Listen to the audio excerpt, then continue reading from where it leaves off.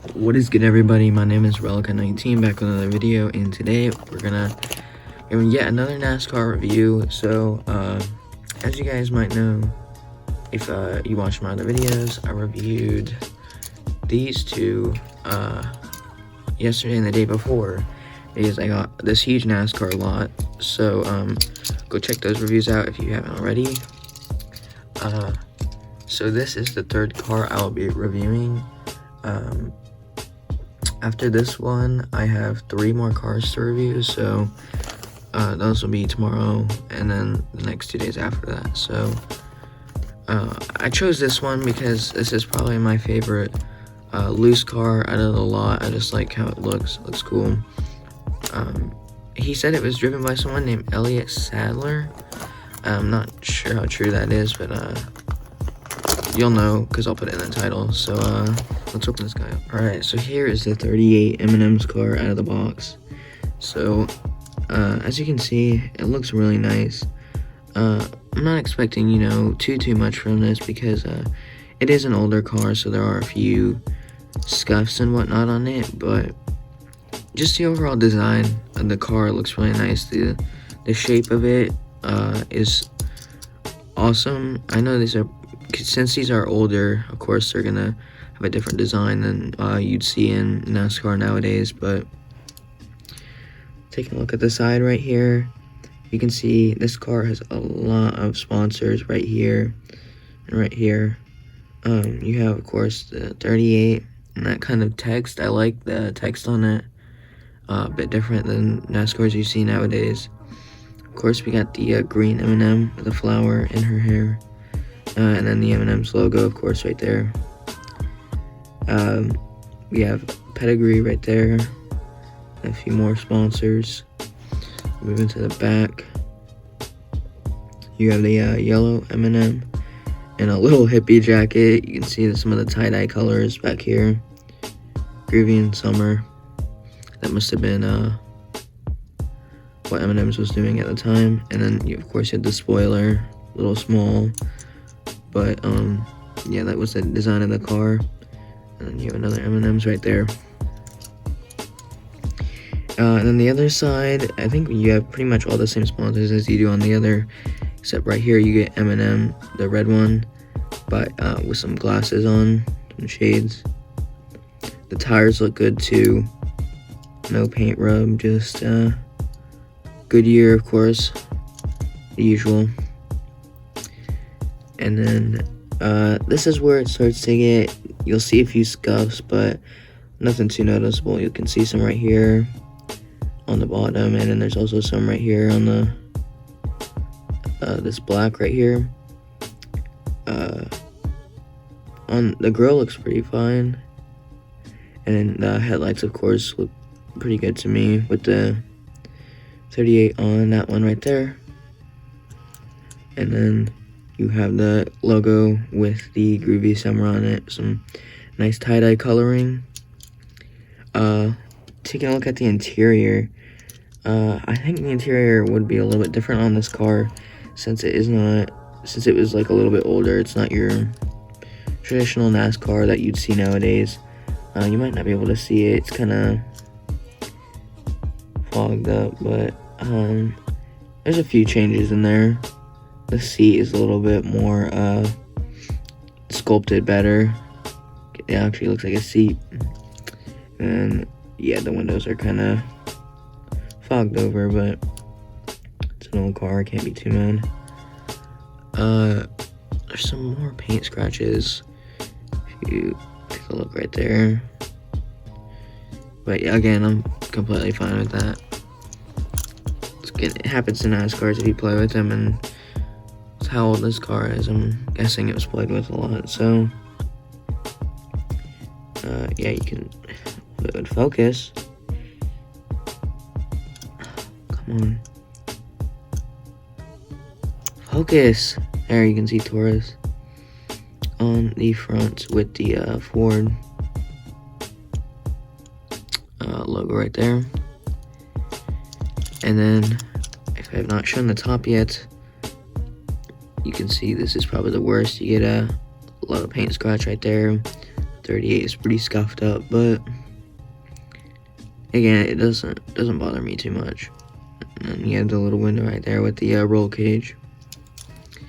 And the bottom obviously looks a bit different from NASCARs that you see nowadays from Lionel. So that is pretty cool to see. When I get to comparisons, I'll compare them so you can see the difference. I believe it does. Yeah, you can see 2003 Ford Taurus, used under license, and then action. I'm not sure who made these, or made this specific NASCAR. I don't know if Lionel was making them. I don't know if this action is like a brand. Like, if it is, I've never heard of it. So yeah, I'm probably gonna get a lot of hate for that one. But yeah, none of my friends knew. So yeah, leave it in the comments if you know. Also on the spoiler, you can see there's like a little ridge in it. I think that it was on purpose, and I actually kind of like how it looks on the car. So yeah, there's detail, and we will move on to comparison. So here we have the 38 car next to the number 19, and you can see just the big difference in the years of the cars, just the overall shape. And I also think that this company, even if it was Lionel, I think this car is just better than this one when it comes to the overall sculpt of the car. Like, the seat in this one is just way more pronounced.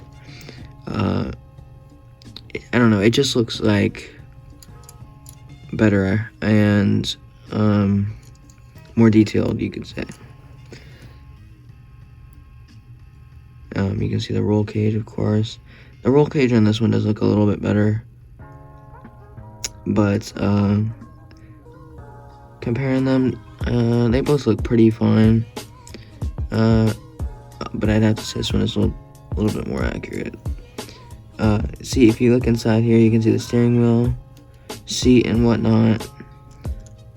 There's a few differences if you look in this car. Yeah, if you take a look, you can see just a little bit different.